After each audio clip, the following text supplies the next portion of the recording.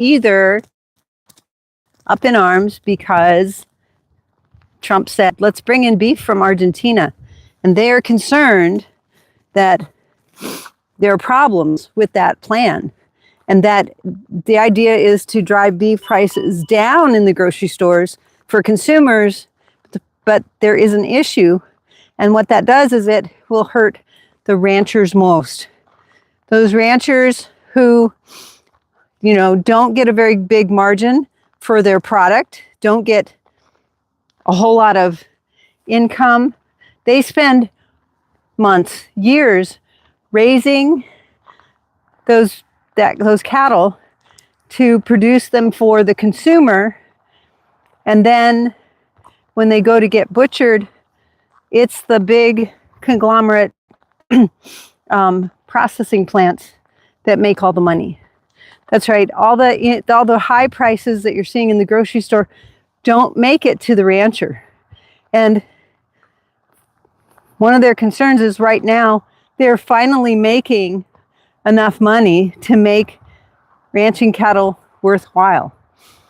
The problem is that they've been struggling for not just this year, but years, 20, 30 years, with pricing and being able to make ranching and farming profitable, because it costs a lot to raise a cow. It costs a lot to feed a cow. We figure, give or take about $100 a day to feed one cow, to get that cow fed and taken care of and watered and housed, and to pay the help to be there, to do their jobs. All of those bills add up. And those ranchers and farmers have to be able to replace that money with each cow that they sell, with each animal, so that they can survive.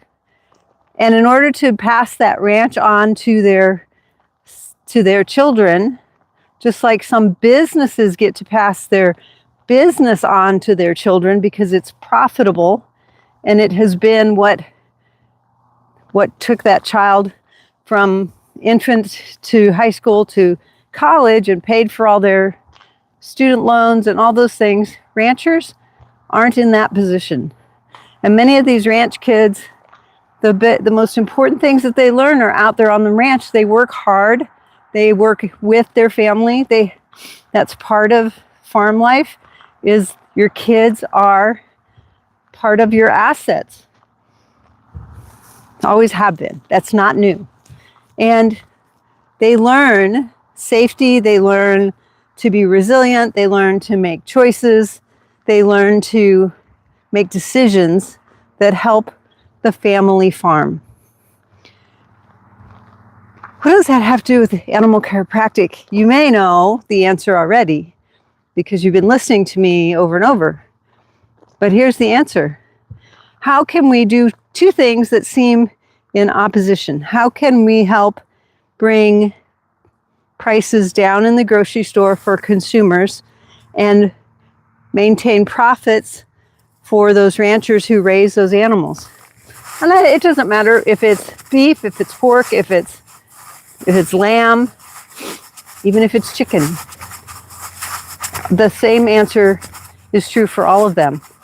When we adjust those animals on a schedule that works best for production animal adjusting, those farmers make more money. More money goes into their pocket, more money goes into their ranch, more money goes into their family, so that they can then spend it in their community and help others in their community. They can hire more help, which means they're putting a roof over more people's heads. And it strengthens those small town communities. Animal chiropractic, it's that simple. So even when farmers and ranchers pay for those services, and you might think, wow, that's a lot of money. But when they pay for those services at a regular rate, they make money. They are increasing their bottom line because they're reducing a lot of other things that they can bypass. They are reducing the amount of chemicals. They don't need the hormones to help those animals grow because the animal has its own hormones. They're inside it. It's going to make more of them. And it can help those animals be healthier for the consumer.